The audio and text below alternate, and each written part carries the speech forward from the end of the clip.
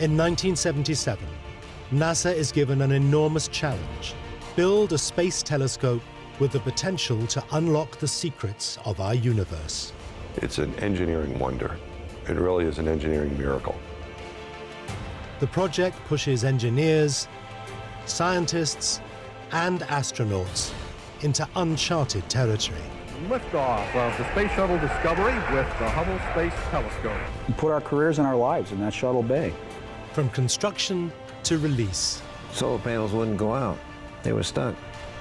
I need answers now. From ridicule. I thought that there was no conceivable way that they could fix this. To redemption. Man, that was a neat moment.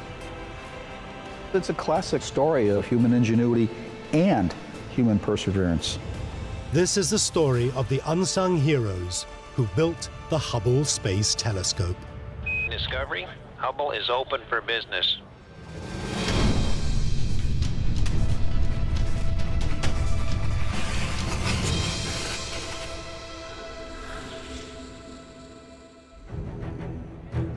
December the 7th, 1993. In the lethal environment of space, astronauts risk their lives trying to save the $1.5 billion Hubble telescope. We had to do it. The future of Hubble was at stake, perhaps even the future of our agency. The servicing mission was a technical challenge like none anybody had ever seen. Delicate new hardware must be installed. Without it, the telescope's performance is critically impaired. You've got this huge spacesuit on with big, thick gloves. How in the world are you going to do very fine electronic work? You check your mechanisms, cock store. People considered that to be the most critical maneuver. If I tap that thing, it's over. Okay, are you ready for me to let go? Yes, I am.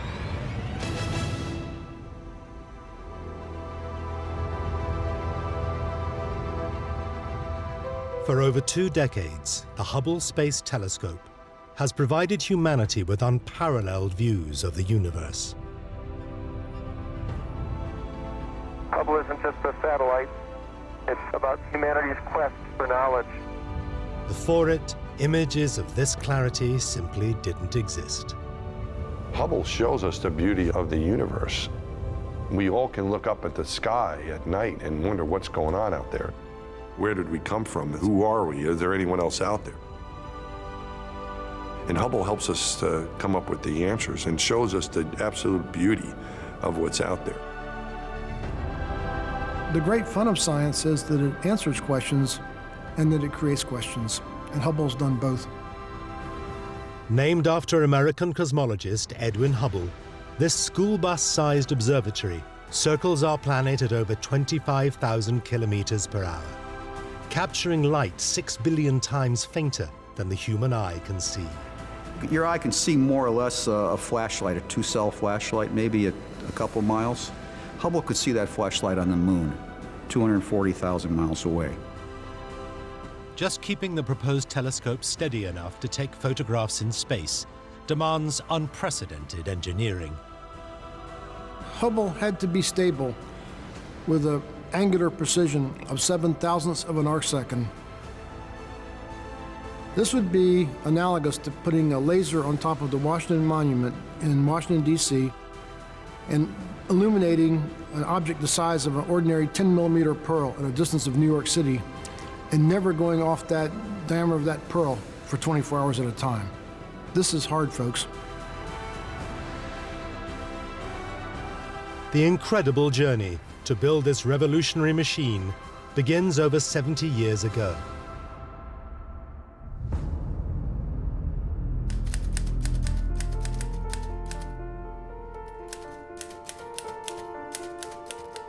September 1946.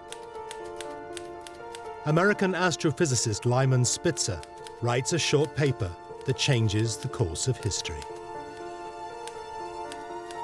He's frustrated with trying to observe space from the Earth's surface because our atmosphere blurs the view of the heavens. You know that Twinkle, Twinkle, Little Star? Well, everybody loves that song. Astronomers hate it because they want to get rid of that twinkle.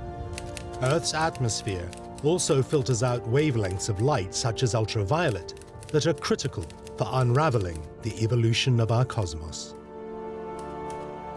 Inspired by advances in rocket technology, Spitzer makes a revolutionary proposal: an orbiting observatory above our atmosphere. The idea of putting a telescope in space, I mean, give me a break. We didn't even have satellites when Dr. Spitzer wrote that paper.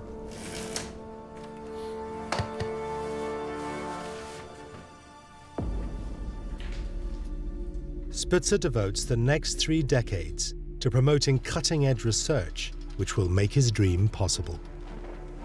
What Lyman Spitzer did is move the space telescope idea from pure science fiction to you might actually be able to do this. In 1977, his efforts are finally rewarded when Congress approves funding for a space telescope. NASA must now deliver Spitzer's dream. But building this telescope is an immense technical challenge. Chief Engineer Jean Olivier shoulders much of the burden. Hubble was an extremely ambitious program. The further we got into it, the more ambitious we realized it really was. Before construction of the telescope can even begin, NASA must decide how to launch it into orbit. As it happens, the agency's crown jewel, the Space Shuttle, is in the final stages of testing. As NASA put all of its dimes into the Space Shuttle, many scientific missions had to be redefined in terms of being carried by the shuttle. Fitting into the shuttle's cargo bay, the telescope will be latched to a tilting mechanism and putting Hubble into orbit with a reusable vehicle offers engineers a fantastic new opportunity. The Space Shuttle was going to be there to service the Hubble and upgrade its instruments every 3 years or so. To ensure Hubble can be improved over time, engineers design it to be modular. Each of its 5 scientific instruments, tasked with unlocking the mysteries of the universe, must be packaged in its own easy-to-replace box. And so everything had to be done such that it can be removed, but removed by spacewalking astronauts. But while using the shuttle extends Hubble's shelf life, it has one major drawback. Basically, Hubble was built as large as it could be built to fit in the shuttle bay. I'm sure many of the engineers wish they had more room, as it turned out. Hubble needs to be smaller and lighter than Earth-based telescopes, but also have more advanced scientific capabilities. And no instrument is more important to the tax-paying public, whose dollars fund the project, than the one that will provide the pictures. If you would ask, what's the one thing that you have to have? The answer is you had to have a camera. But at the time, nobody had built a camera that had to be this good. Unlike most telescopes on Earth at the time, it's not practical for Hubble's camera to use photographic film. We had to have a camera that would work very remotely and send a signal back. Restricted by size, the camera must be lightweight, robust, and sensitive to a wide spectrum of light. The battle comes down to 2 very different devices. You had a choice that had been tested, the television-type camera tube. But then you had something new, something untested, but really promising, and that is solid-state silicon technologies that we call today charged-coupled devices. These nifty electronic eyes convert light into electricity, building up a picture made of tiny individual squares called pixels. Smaller and more sensitive to light, the charge-coupled device, or CCD, appears to be the better bet. But there are serious drawbacks. They're untested, can't detect UV light, and they have a field of view much smaller than the television-type tubes. It was pushing the state of the art a little bit too far, a lot of people thought. With no clear winner, NASA puts out a request for proposals. Bob Odell is a prominent member of the selection committee. I cannot say I made the selection, but I wouldn't have been in the room without having a strong opinion and expressing it. At the California Institute of Technology, the challenge attracts the attention of two maverick professors, Jim Westfall and Jim Gunn. Jim Westfall was wonderfully hands-on. He was absolutely a Thomas Edison type person. Jim Gunn was the scientist, well acknowledged to be one of the smartest guys in our field. Since 1975, they've been experimenting with ground-based telescopes fitted with CCDs. They were clearly the magic bullet, so we had to do this. Autumn 1976.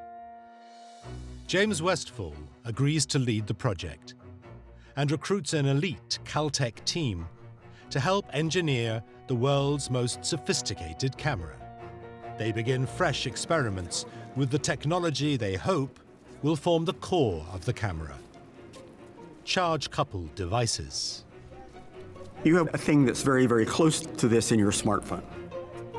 The problem was that at the time this technology was very new, and though it was incredibly promising, it was also very risky. Convincing NASA that CCDs are the technology to go for means overcoming some critical engineering challenges. First up, field of view. In the mid-1970s, CCDs are relatively small. This limits the size of image they can produce. But scientists demand that Hubble's camera has a wide field of view to record larger portions of the cosmos. To compete with television-style cameras, Westfall must increase the CCD's field of view by at least a factor of 4. As it happens, Bob Odell has a radical solution that he chooses to share with Westfall. Instead of building a single, larger CCD, he suggests using 4 smaller ones. As light from the telescope enters the camera, a specially designed pyramid-shaped mirror splits the beam and redirects it onto 4 separate CCDs. So the final image is a mosaic of the 4 components. Now just one daunting engineering roadblock stands in Westfall's way: capturing ultraviolet light.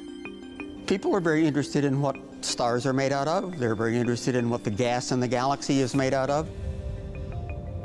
To understand that, you really need to look into the ultraviolet. The trouble is, CCDs can't see in the ultraviolet spectrum because the silicon they're housed in absorbs it. Westfall must overcome this crucial problem. Problems were something that Jim solved. So naturally, he was the guy who was going to do this. For inspiration, Westfall turns to nature. He studies chemical reactions that occur in living organisms which create light. Through his research, Westfall unearths some potentially game-changing chemicals that can convert UV light into visible light through a process called fluorescence. To test if fluorescence can be recorded by CCDs, Westfall carries out top-secret experiments with 2 different chemicals. Each is given a code name to ward off competition. They'd talk about it as bug juice or mouse milk, this kind of magical stuff that you put on the surface of the CCD. Westfall coats the CCDs in either bug juice, the chemical lumogen, or mouse milk, the chemical coronine, by evaporating them in a vacuum. Nobody had done that kind of thing before with these devices. Next, the detectors are inserted into a camera, exposed to a UV light pattern, and a picture is taken. If the tests fail, Westfall and Gunn's dream to build the Hubble camera is over.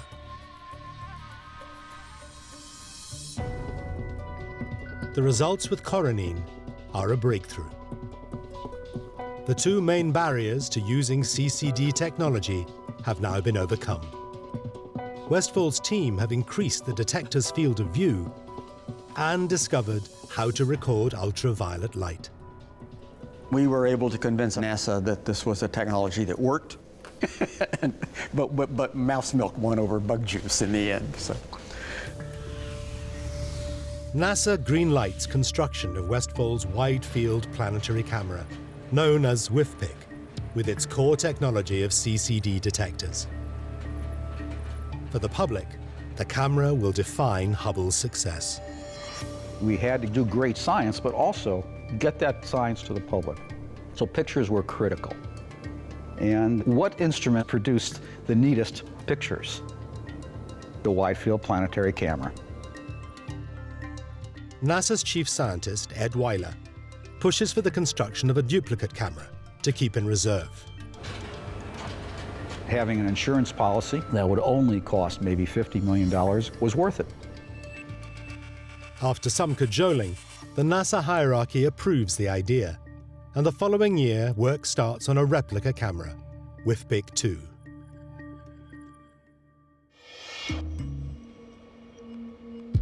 Crucial to the success of all Hubble's instruments is the design of the telescope itself. Telescopes capture light using lenses and mirrors. The bigger they are, the more light they can gather and the more detail they can see.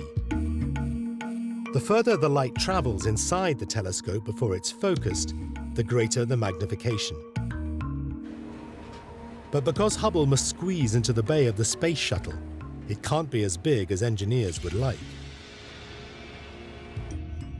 To extend Hubble's view into the universe, they boost its magnifying powers using a 300-year-old optical trick, hyperbolic curved mirrors.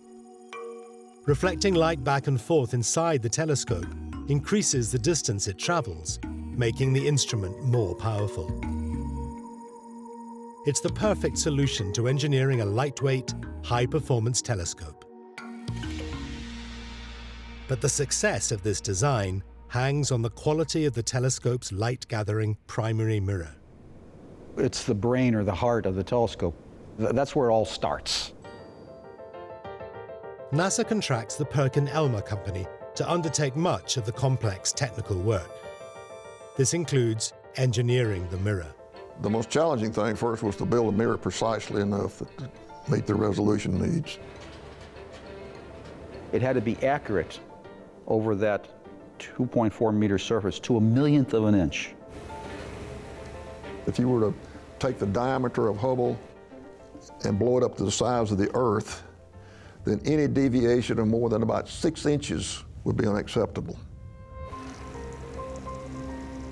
To achieve this level of precision, Hubble's primary mirror is carved from a 1-ton block of glass and meticulously polished with a spinning abrasive pad controlled by computers. After polishing sessions lasting up to 70 hours, the mirror's shape is analyzed in this chamber. The task of the optician to make the Hubble mirror is first to create a device that allows him to measure the surface. But creating equipment that can measure accurately enough is a challenge in itself.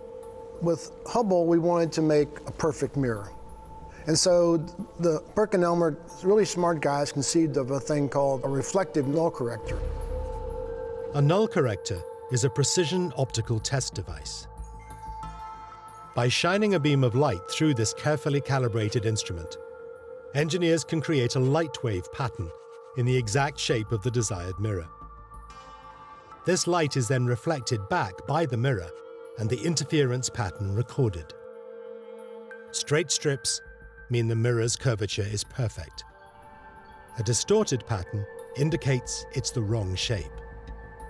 By studying these images, optical engineers know where to continue polishing the mirror to create the perfect curvature. The null correction test is accepted as one of the most precise methods of testing. But it's a painstakingly slow process that puts Perkin-Elmer badly behind schedule. I think originally it was supposed to take 9 months and probably took twice that. As preparations for launch begin, Perkin-Elmer deliver the mirror to NASA. What they don't realize is that a tiny flaw in the test equipment has gone unnoticed. It was an oversight, and it had enormous ramifications in the life of the Hubble Space Telescope. 3, 2, 1, and liftoff. Liftoff of the 25th Space Shuttle mission, and it has cleared the tower. January 1986, just months before Hubble is due to launch. Challenger, go at throttle up. Challenger, go at throttle up.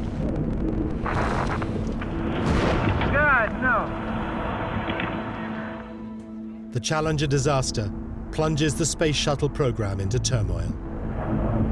Obviously a major malfunction. Okay, everybody, stay off the telephones.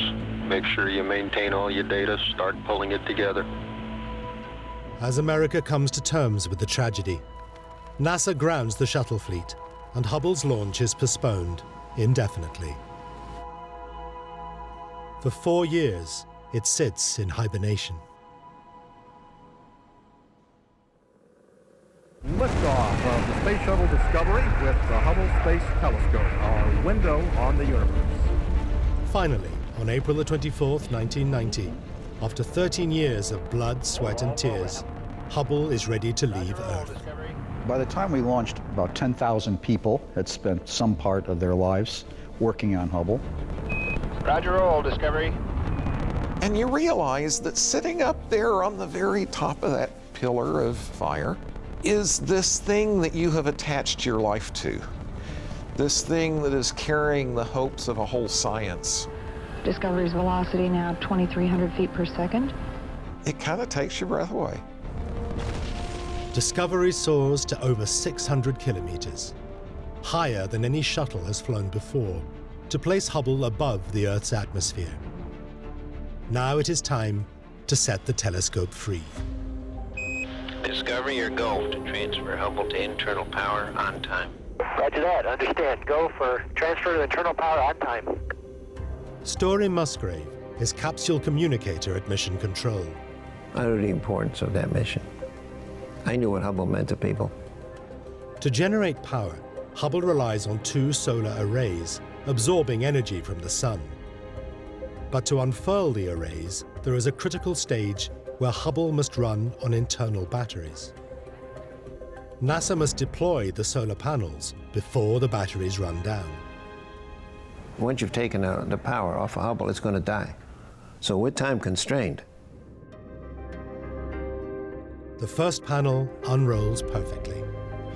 Now, time for the second.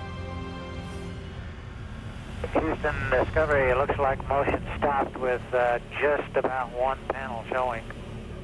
They're supposed to motor out, and it wouldn't go out. It's like you're watching the birth of your baby and it's stuck. It's a big deal. Okay, with the panels that you got out there right now, it's not satisfactory to stay overnight. Years of work and billions of dollars are at stake. Engineers must find a way to release the stuck panel before time runs out. I need answers now. The problem is quickly diagnosed. Discovery, go ahead. We think there may be some problem with the tension monitoring software.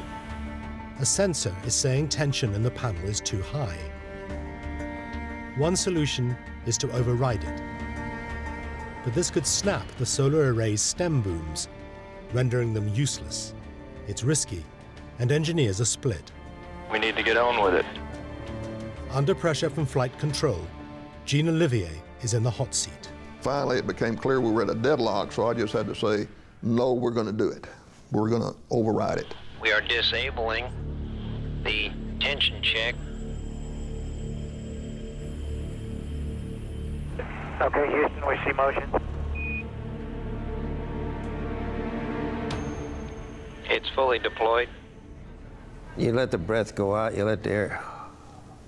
Okay, we got through that one.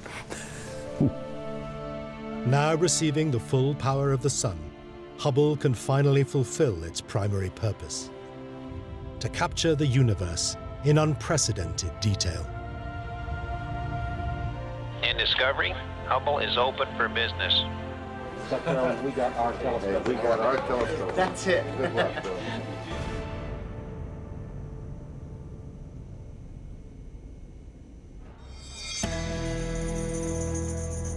May the 20th, 1990. Scientists and engineers eagerly await the telescope's first image. The first image comes down, and it doesn't look at all like what we expected it to. Not these sharp little images, but instead were kind of these big blobs that frankly didn't look any better than the ground-based image. Something has gone drastically wrong with the $1.5 billion space telescope. But what?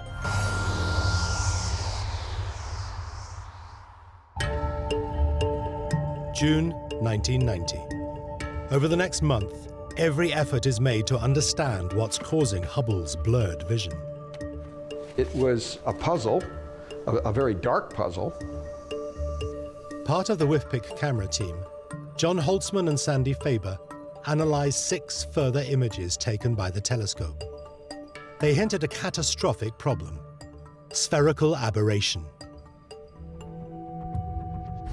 Spherical aberration is caused when the primary mirror is built the wrong shape so that it fails to focus light into a single point. Instead, light is smeared out and the object appears blurred. It's such an unlikely mistake that many engineers and scientists can't believe it's true. I don't think any of them would have predicted that something as basic as the curve on the mirror would be wrong. We're sure that spherical aberration isn't going to be a problem. You know, nobody's going to screw it up that badly. But Holtzman and Faber have compelling evidence that supports the theory. Holtzman shows the NASA hierarchy a comparison of 6 photographs taken by the telescope with a series of 6 computer-simulated images with spherical aberration built in. And the match was nearly perfect, and I think that kind of proved to everyone that that was the problem that we had. The most accurate mirror ever made is flawed. It was made very accurately, very beautifully to the wrong prescription. In July 1990, an inquiry into the cause of Hubble's faulty mirror reveals a mistake with the test equipment, the null corrector. It wasn't quite aligned correctly, and that built into the whole operation an aberration. Misspacing the null corrector by only 1.3 millimeters, the outer edge of the mirror was polished incorrectly by 1/50th the diameter of a human hair. We very precisely did the wrong thing. The management error was that there was not enough checks and balances. Now we'll open the floor for questions. Of Hubble's 5 scientific instruments, the wide-field planetary camera is the worst affected.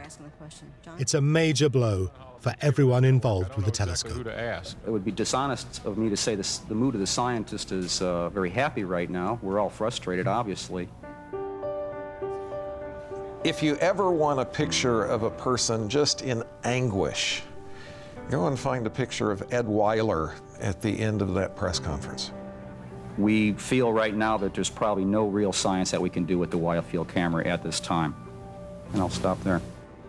It was very depressing, because a lot of us had put our lives into this our entire careers. Clearly, Hubble's future was in doubt.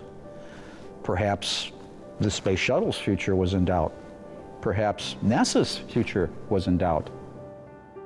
Some of the founding fathers are so disillusioned, they leave the project altogether. About this time, I didn't have enough faith in NASA. I thought that there was no conceivable way that they could fix this. The press have a field day at NASA's expense. God, they were vicious. One that I remember, Jay Leno, he just hit it again and again and again. And one of the jokes that I remember, it was around Thanksgiving, and he said, what sound does a space turkey make? Hubble, Hubble, Hubble. As public support for Hubble dwindles, it appears the dream for this space telescope is over. But Charlie Pellerin, the man in charge of the Hubble program, refuses to give up hope. This was a horrible, deep pain, and only one way to get rid of it, and that's to find a way to fix the telescope. There was no other way. The burning question is how to correct the flaw. Pellerin risks his career by secretly bankrolling a mission to find an engineering solution. So I brought in my budget analyst, and I said, I want to find $60 million. And by the way, you can't tell anybody we're doing this. The fact Hubble can be serviced by astronauts offers a glimmer of hope. If there were no way to service the Hubble, Hubble would have rapidly become, in 1990, a very expensive piece of floating space garbage. It's only now that Ed Weiler's decision to build a backup camera becomes a masterstroke. And thank goodness we had that clone ready to go, because it was a simple fix to change out 4 little nickel-sized mirrors. These mirrors divert the light from the telescope to multiple electronic detectors within the camera.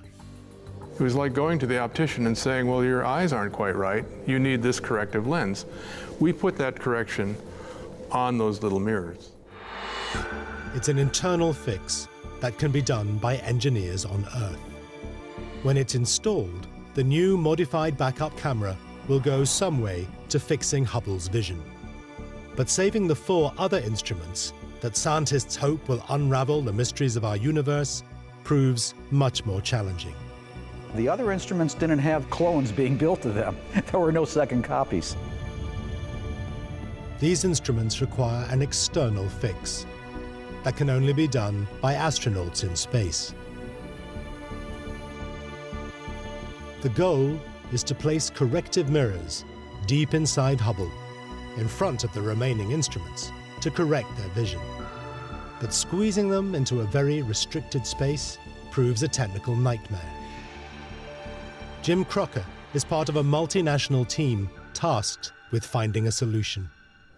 There were literally hundreds of ideas, but all of these were either impractical because an astronaut couldn't do them in gloved hands, or because it was too dangerous, such as going down the barrel of the telescope where an astronaut might be trapped. A mechanical fix is needed that won't put the astronauts at risk. But the team struggles to come up with a viable design. After a conference in Germany, Crocker returns to his hotel. I went to take a shower, and when the maid was cleaning the room, she had folded the arm down and slid it all the way down to the bottom. So to take a shower, I had to slide it up and raise the arm.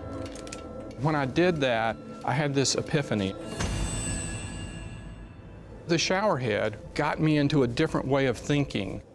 So it was the idea of raising something up above the other instruments and flipping it out to do the correction that we hadn't thought of before.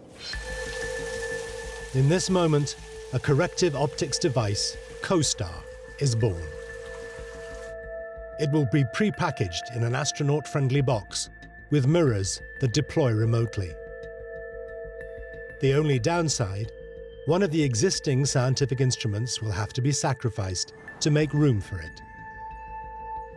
Crocker's showerhead-inspired invention is now displayed here at the Smithsonian's National Air and Space Museum. This is the elegant engineering solution to what was a daunting technical challenge. The little mirrors that you see were deformed precisely to counteract the flaw in the main mirror. And only once the entire box was inserted, with everything protected inside, did the column extend, and then as it extended, deployed these little stalks with the mirrors into the optical beam of the other instruments. To repair Hubble, both WIFPIC 2 and CoStar must be installed by astronauts on a series of grueling spacewalks. This takes 3 years of meticulous planning. Stop, up. Story Musgrave, who's been working with Hubble for 15 years, is the first astronaut to be recruited. To prepare his body for the spacewalking ordeal ahead, Musgrave goes to extraordinary lengths, enlisting the help of Olympic athletes like figure skater Dorothy Hamill. I brought athleticism into the spacewalking world. If you look at a spacewalk, it is the choreography, the dance of this body and the tools that's going to get to the finish line, and that's it. There's nothing else. That's it. As expectations of rescuing Hubble grow, the mission becomes more than just repairing a telescope. It wasn't just Space Telescope that was on the line. It wasn't even NASA that was on the line. It was the broader question of, do we still do big science? If the servicing mission had failed, that may well have been the end of trying to do things like this. And we knew it. We just had to do it and do it right. 30, SOB ignition. December the 2nd, 1993, Kennedy Space Center. Roger roll, Endeavour. Space Shuttle Endeavour thunders skywards on a mission to rescue Hubble. We put our careers and our lives in that shuttle bay.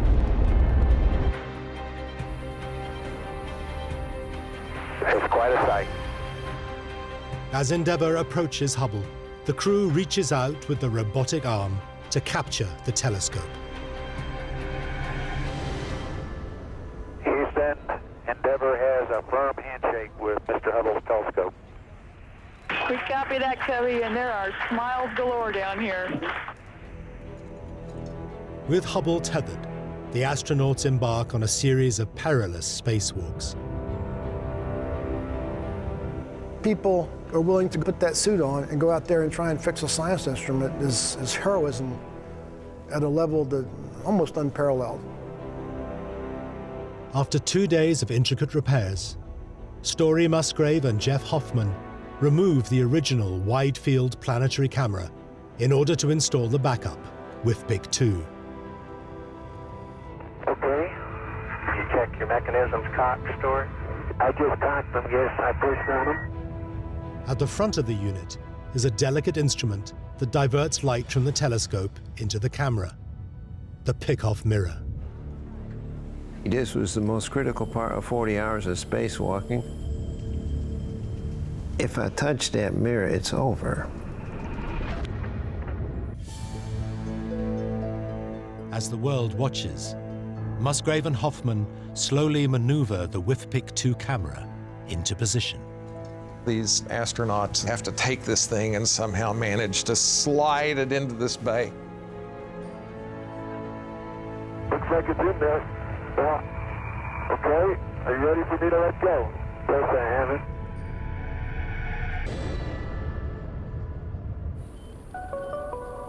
The camera is installed without a hitch. Now for the corrective optics device. Keep coming up, coming up, coming up. Pre-packaged in a module the size of a telephone booth, the device is key to every other instrument on Hubble working perfectly. The booth just went in, bang, put the power tool on, it's done. The crew of Endeavour complete one of the most ambitious repair missions in the history of space exploration. Through your superb efforts, you have really shown that NASA can do all that we promised to do and more. Good job. That's great. Congratulations. Thank you. Joe. But has Hubble's eye surgery been successful? 4 days after Endeavour's triumphant return to Earth, Hubble's new camera transmits its first image. It's the moment of truth for those who've dedicated their lives to the telescope. And the image comes down, and here it is coming up on the display.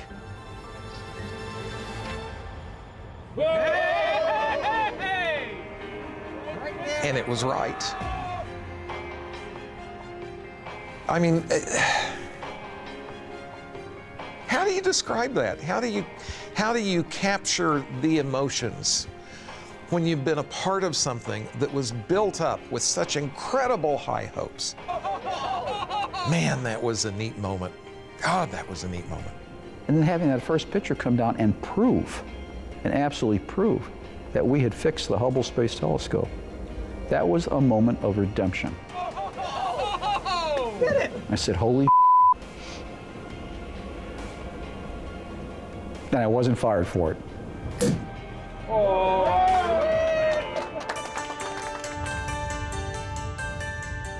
Over the next quarter of a century, Hubble observes more than 30,000 objects and beams back over 500,000 images.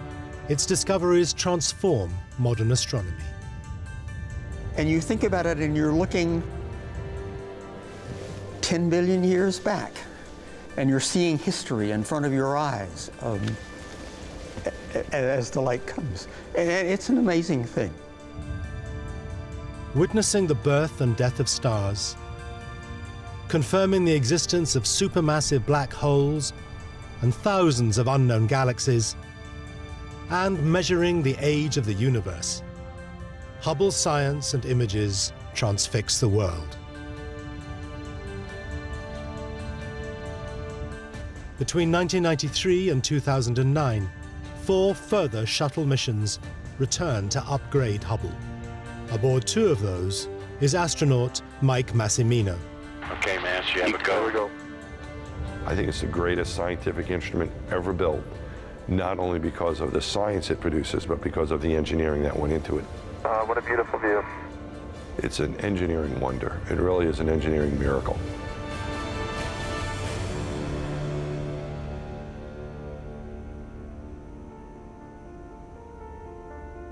But after a quarter of a century in orbit, and with no more servicing missions planned, Hubble's days are numbered. And we wish Hubble the very best.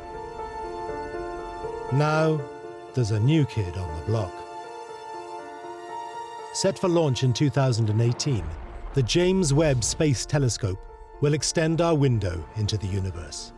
We're going to see unprecedented views of the birth of stars and planets, the origins of life. As with Hubble, engineers work tirelessly behind the scenes to ensure the mission's success. The thing that keeps me up at night is the problem we didn't think of, so-called failure of imagination. While the James Webb Telescope is the future, Hubble's engineering tribulations and eventual triumph ensure it a prominent place in history. Hubble originally was sold as this instrument that was going to revolutionize our understanding of the universe, and it delivered on that promise, I think, more than anybody could have dreamed. And all this has been possible because of the scientists and engineers who turned humanity's dream of a space telescope into reality. In the dark days of the mirror flaw, if you had told me that I'd be sitting here after Hubble's 25th anniversary of successful observations, I would have said you're crazy. The commitment to find a way to fix it is one of the great things I've ever done in my life. The lessons learned transcend engineering and science. We tried something hard, it's important, and we screwed up. And it was such a screw up that the whole world laughed at us. But the important thing in that story is perseverance. We kept trying, and we eventually succeeded. And that's a story that we humans love, and it's certainly one that I loved having been a part of.